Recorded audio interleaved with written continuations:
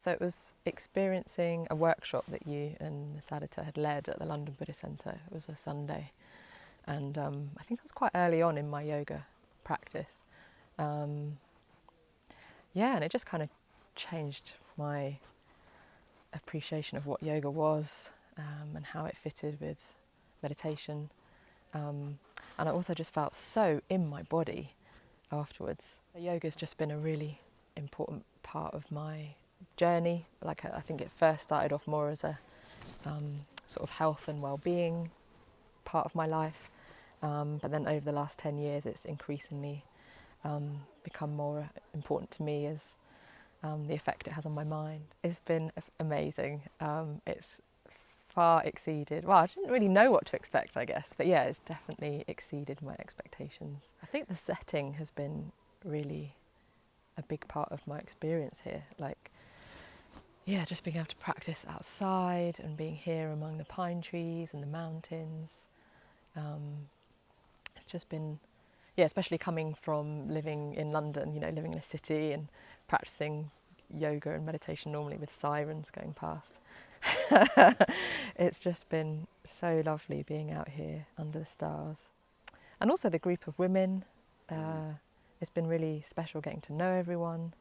I think that's sometimes put me off training as well. Like, I was perhaps a bit worried about like the competitive nature sometimes of yoga, or like the emphasis on, I think something else that I was previously worried about was like the emphasis on the body or what the body looks like. So that's something I've also appreciated here. Like, there's just been this real, the conditions that you and Sadhita have set up, I feel, have been really conducive to like collaboration and cooperation in the group. And I just felt so supported by everyone, and yeah, and then that's like the best environment in which to learn. And see that the way you guys do it is just full of kindness, full of metta.